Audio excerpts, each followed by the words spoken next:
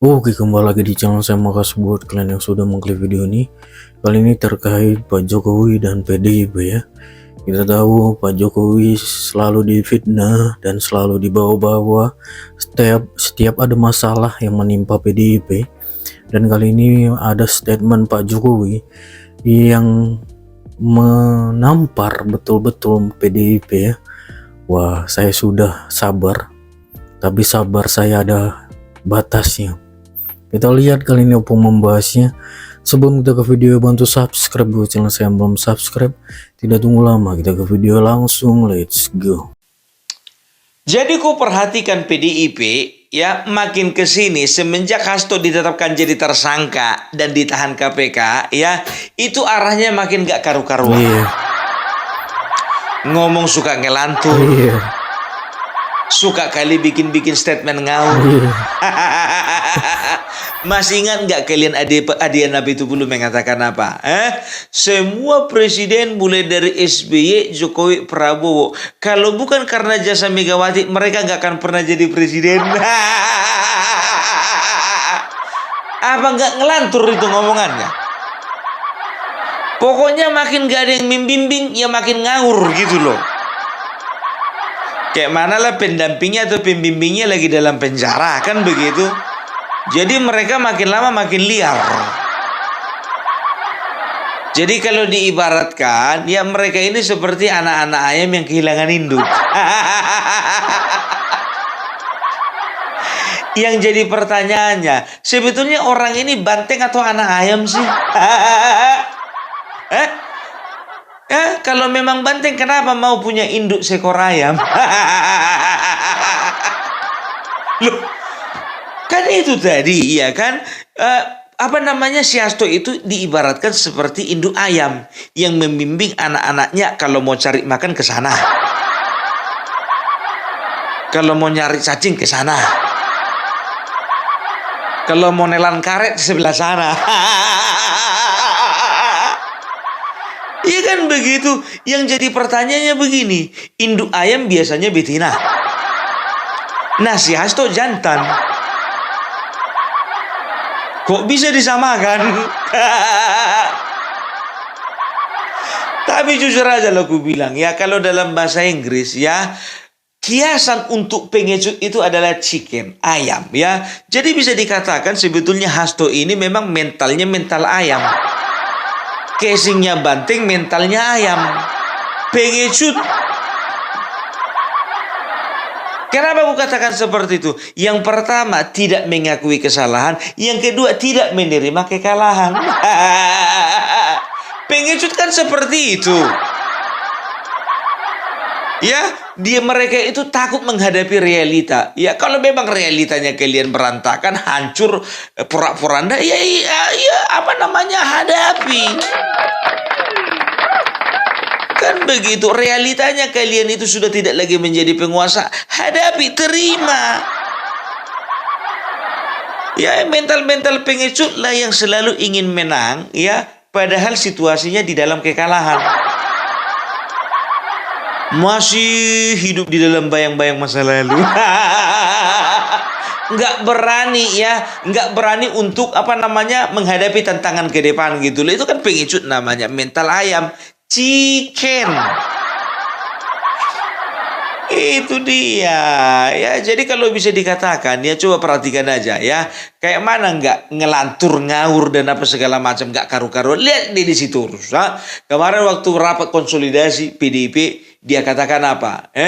Bahwasanya sebetulnya pada tanggal 14 Desember tahun 2024 ada seorang utusan mengatakan bahwasanya selain Hasto ada 9 orang lagi yang akan dikejar-kejar KPK.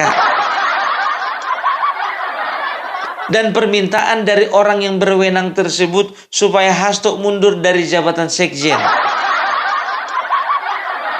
Dan permintaan berikutnya supaya Presiden Jokowi jangan dipecat. Itu kan ngelantur juga. Ngawur kan begitu ya. Makanya ketika wartawan bertanya kepada Bapak Jokowi ya, mereka menanyakan kepada beliau, Pak, bagaimana tanggapan Bapak ketika Deddy Sitorus mengatakan bahwasanya Bapak itu ya ada mengutus seseorang untuk supaya Hasto mundur dari jabatan dan juga Bapak itu jangan dipecatkan begitu. Wah, datang Bapak Jokowi, apa dibilangnya? Saya ini sudah sabar loh ya. Difitnah saya sabar. Difitnah, dituding saya diam saja. Dikatakan apa-apa juga saya diam saja. Tapi ingat loh, saya batasnya itu susah, kesabaran itu ada batasnya. Aku bilang sama kalian, Bapak Joko Widodo itu, ya itu nggak sepenuhnya lagi itu orang Jawa. Beliau itu separuh Batak. Jadi semenjak putrinya menikah dengan Bobi Nasution kan marganya Nasution ya. Beliau itu kalau di Batak sudah disahkan menjadi marga Siregar. Anak Medan itu. Udah tahu prinsip anak Medan kan, pantang diganggu kalau tidak mengganggu. Itu dia, kalau nggak mengganggu dia jangan diganggu. Selama ini kalian hujat dia, kalian fitnah dia, kalian bilang yang macam-macam, dia diam aja karena apa? Beliau waktu itu masih seorang presiden dan beliau menganggap bahwasanya beliau perlu untuk menjaga stabilitas politik dan juga keamanan di dalam negeri.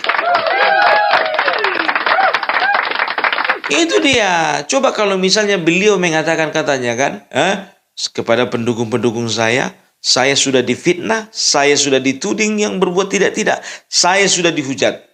Serbu, katanya.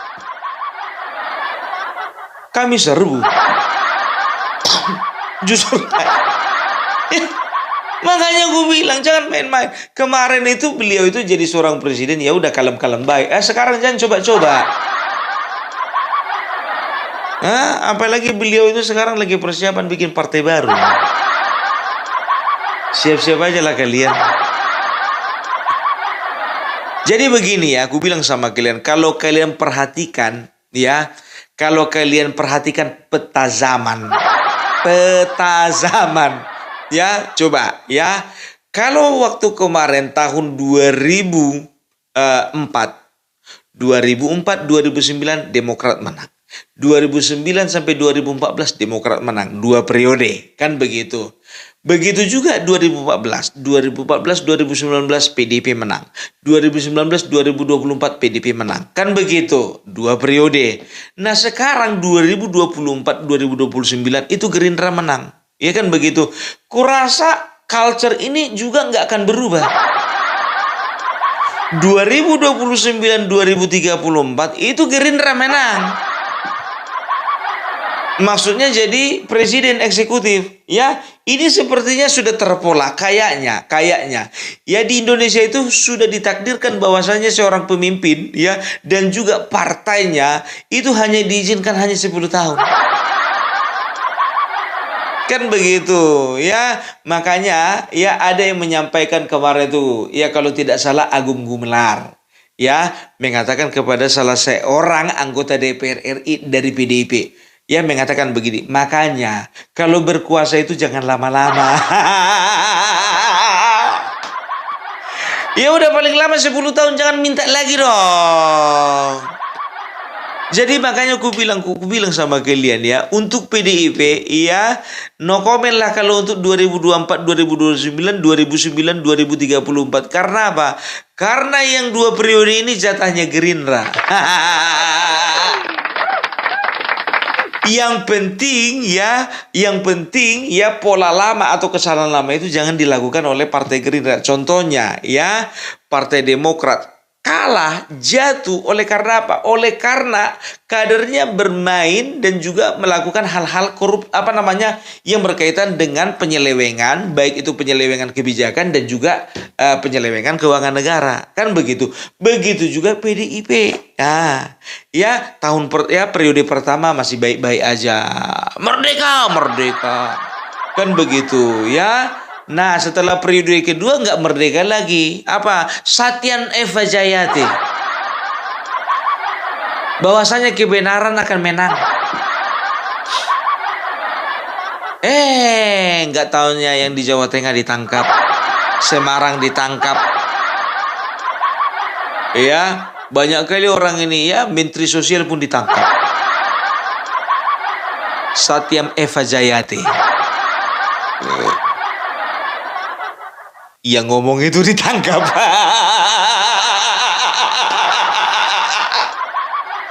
Begitu juga Gerindra ya. Saya mohon minta ya, kalau memang ini masa kemasannya Gerindra, tidak apa-apa. Ya, Opung Parbelak di sini berbicara sebagai orang independen. Kalau kalian periksa, Opung Parbelak untuk saat ini tidak punya KTA partai. Ada beberapa partai tertentu meminta Opung Parbelak untuk bergabung, kan begitu. Tapi untuk saat ini Opung Parbelak independen dulu. Nanti kalau misalnya Opung Parbelak kalau lagi butuh, mau jadi caleg, baru aku datang sama kalian. Nah sekarang begini ya, ini 5 tahun ini ya, Gerindra harus memang betul-betul menunjukkan performa yang terbaik, kan begitu. Supaya apa? Supaya nanti di periode kedua ya itu akan mempermudah kemenangan, kan begitu ya. Jadi yang kita harapkan ya, kalau memang betul-betul bagus ya pemerintahan Bapak Prabowo ini, kenapa nggak dicoba untuk 2 kali, kan begitu ya. Siapa calon wakil presidennya pun kalau bisa itu aja, nggak usah ganti. Udah pas itu, udah pas. Nah, kan begitu ya. Jadi bisa dikatakan 10 tahun ini untuk PDIP janganlah dulu berekspektasi besar. Itu dia ya. Dan juga nasibnya PDIP ini bisa juga seperti Demokrat gitu loh ya. Hanya urutan kesekian, tidak dapat 3 besar. Bisa terjadi. Bisa. Coba Demokrat ya, begitu mereka melakukan kesalahan ya, mereka tidak menjaga kepercayaan rakyat, mereka terjun bebas ke urutan kelima. Kan begitu ya, urutan kelima lah PDIP nomor 1, nomor 2 Golkar, nomor 3 Gerindra, nomor 4 PKB, baru PAN, baru Demokrat. Bukan 3 lagi, ke 6 lagi. Kan begitu kan? Nah, jadi kalau bisa dikatakan ya jagalah kepercayaan rakyat, kan begitu untuk Gerindra. Jadi kalau untuk PDIP, maaf ya, sebetulnya kehancuran kalian itu bukan dimulai di tahun 2029, bukan. 2024 ini pun juga kalian sudah mulai kehancuran kalian. Kenapa bilang? Kalau perhatikan ya, coba ya, simak dulu ini. 2019 ya, 2019 PDIP mendapatkan kursi di parlemen itu sebanyak 124 kursi ya. 2024 ya, walaupun kalian menang, kalian itu hanya mendapatkan 110 kursi. Artinya apa ya? Artinya kalian itu kehilangan 14 kursi ya. Jadi kalau dirata-ratakan ya, kalian itu mendapatkan 16% suara dari seluruh pemilih di Indonesia ini. Ya, kalau di total semuanya itu ada sekitar 25 juta sekian ya. Nah, itu suara yang mendukung kalian ya. Kalau dibagi ya, untuk kuota 1 kursi ya, itu bisa sekitar 235 sampai 250 ribu suara untuk 1 kursi. Kalau misalnya kita kalikan ya, katakanlah ambil aja angka terbesarnya 250 ribu suara untuk dapat 1 kursi ya. Berarti ya, kalau kalian 14 kursi itu artinya ya, itu ada sumbangsih dari sekitar 3 juta suara, hampir 3 juta suara. Nah, artinya apa? Ketika kalian kehilangan 14 kursi, itu artinya kalian sudah kehilangan suara rakyat 3 juta ya. Artinya apa? Sudah 3 juta orang yang meninggalkan kalian. Ya, sekitar 25 sampai 30 juta lah ya. Jadi sebetulnya kalian itu sudah ditinggalkan pemilih. Coba perhatikan trennya. Gerindra naik beberapa kursi, Golkar naik beberapa kursi, Nasdem naik beberapa kursi, PKB naik beberapa kursi. Coba bayangkan kalian ya. Ternyata ya bergeser. Kursi yang 14 itu ternyata dibagi-bagi ke beberapa partai ini. Ya, di ujung-ujung di last minute ya kalian menunjukkan bahwasanya kalian itu sudah tidak sejalan lagi dengan Jokowi. Kalian serang, kalian hujat, kalian fitnah ya. Itulah yang membuat para pendukung kalian ya itu sudah mulai berkurang simpatinya kepada kalian dan mereka mencari pelabuhan mencari tambatan hati yang baru. Gitu loh ya. Loh, kenapa harus keluar dari PDIP? Karena Bapak Jokowi ada di Kim Plus. Jadi mereka sebagian ada yang ke Golkar, sebagian ada yang ke Demokrat, sebagian ada yang ke Gerindra. Gitu loh, jadi berbagi gitu. Jadi bisa dikatakan tahun ini adalah tahun yang terbaik sama kalian. Karena apa? Kalian mau berbagi. Dengan kalian itu sekarang ini menjadi partai yang paling murah hati. Dengan partai lain mau berbagi kursi. Itulah salah satu yang menjadi teladan bagi yang lain lah. Ya. Itu dia, artinya kalian itu sudah kehilangan kepercayaan gitu loh ya. Apalagi ditambah kemarin pilkada kalian hancur-hancuran. Coba bayangkan kalian, basis kalian ya di Jawa Tengah itu basis kalian ya. Setelah itu di Sumatera Utara itu juga udah basis kalian kan begitu. Semenjak Jokowi kalian punya basis di mana-mana ya, termasuk di Sulawesi Utara, termasuk juga di Banten. Tapi ketika kalian sudah mulai menunjukkan sifat asli kalian itu kepada Jokowi, coba perhatikan kalian ya, perhatikan kalian. Terpukul kalian dibikin hasil daripada pilkada di Jawa Tengah kan? Terpukul. Ya, sebetulnya kalian itu partai legend loh di Jawa Tengah. Nggak akan pernah ada yang menyangka Jawa Tengah itu akan berpisah selama-lamanya dengan Banteng. Ya, label kandang Banteng itu sudah melekat di Jawa Tengah gitu. Tapi sekarang udah diobrak-abrik sama burung Garuda. Begitu juga Sumatera Utara ya. Sumatera Utara waktu zaman Bapak Joko Widodo ya, itu pemilih PDIP itu meningkat pesat kan begitu ya. Dan diharapkan di tahun 2024 ini ya PDIP bisa nomor 1 kan begitu di parlemen di Sumatera Utara. Dan pemilih-pemilih Sumatera Utara bisa dikatakan terbanyak ya untuk PDIP kan begitu. Ternyata apa ya, waktu pilpres kemarin KO,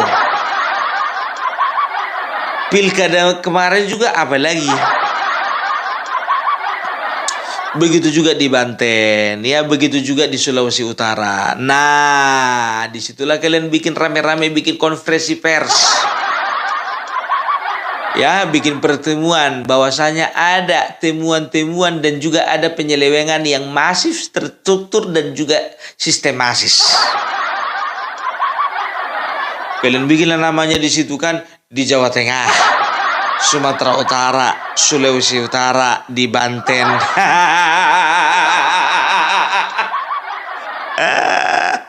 Jadi itu dia.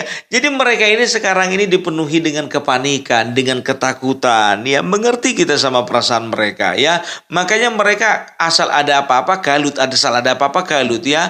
Ada yang menimpa mereka masalah, galut mereka gitu ya. Terakhir ini masalah siapa namanya, si Hasto ini. Ya, coba perhatikan kalian statementnya siapa, si Deddy Sitorus. Kan nggak berdasar itu. Makanya Bapak Jokowi kan mengatakan ya, coba buktikan, ia ngomong sopo ya. Coba kalau misalnya ya, utusan itu adalah Bapak Pramono Anung, silakan buktikan. Kalau utusan itu adalah ya katakanlah Bapak Prabowo, coba tunjukkan. Kalau utusan itu adalah ya katakanlah misalnya Bapak Bahlil, ya katakan gitu loh ya, to the point aja. Jadi Deddy Sitorus jangan berbicara tidak sesuai dengan fakta gitu loh ya, jangan mengarang bebas ya. Jangan semua bakat si Hasto itu kau ambil. Coba bayangkan kalian ya. Kejadian tahun 2024 bulan 12 sekarang ya baru berkoar-koar. 3 bulan ini kemana aja loh? Gitu. Jadi kalau sering kami berbincang-bincang sama teman-teman ya. Kalau prediksi kami jangan harap 3 besar 2029 untuk PDIP. Ya, enggak. Paling banternya itu dia di urutan ketiga. Keempat ya. Karena apa ya? Yang pertama itu sudah bisa dipastikan itu Gerindra. Ya, kedua itu sudah pasti Golkar gitu loh ya. Ya kalau gue bilang pasti itu kan anggapanku. Banyak yang mengatakan, Pung jangan bilang pastilah Pung, nggak ada yang pasti di dunia ini. Kan begitu loh. Jadi kalau cuman si Hasto aja yang bilang pasti. Gitu, yang boleh ngomong pasti. Saya ini pasti sedang dipolitisasi. Saya ini pasti sedang kriminalisasi gitu.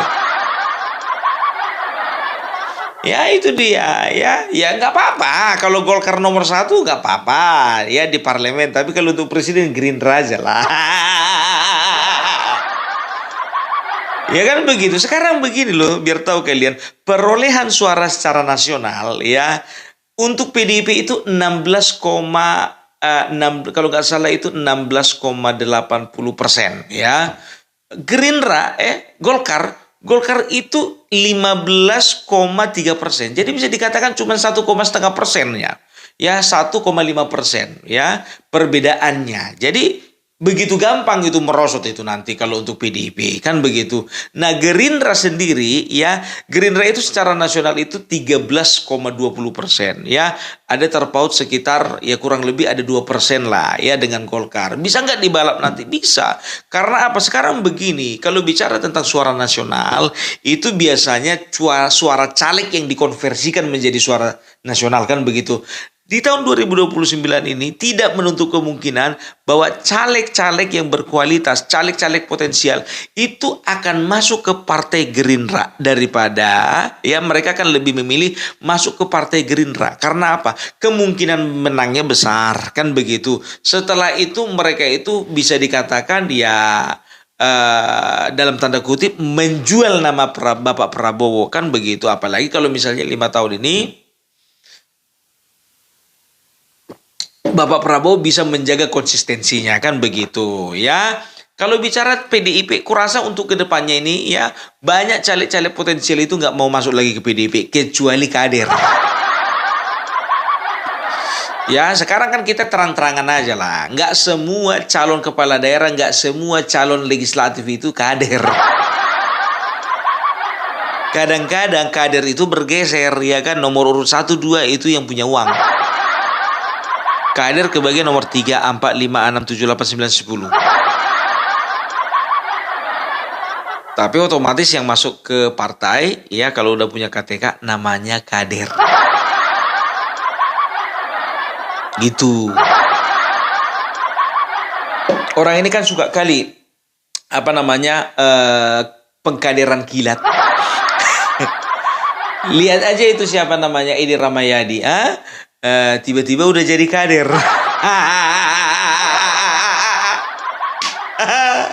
Andika Perkasa tiba-tiba udah jadi kader. Kader kilat. Kilatnya pun kilat khusus.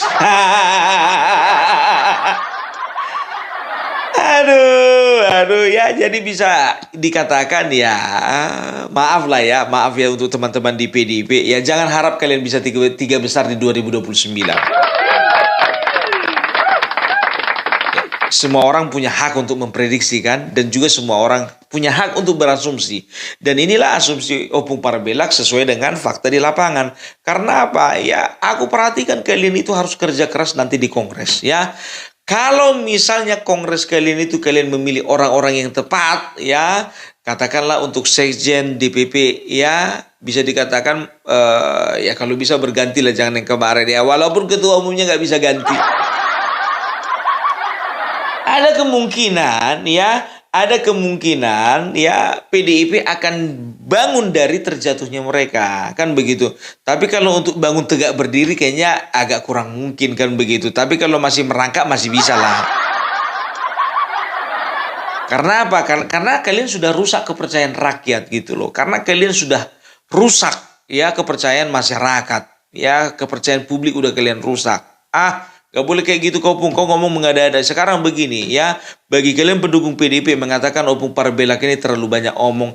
Udahlah, kita sudah lihat bukti-buktinya. Ya, kalian sudah kehilangan 14 kursi. Artinya apa? Kalian sudah kehilangan hampir 3 juta suara. Ya, artinya kalian sudah mulai ditinggalkan pemilih kalian. Udah muak, banyak orang sudah muak gitu loh ya. Jadi itu dulu dari Opung Parbelak. Salam NKRI harga mati.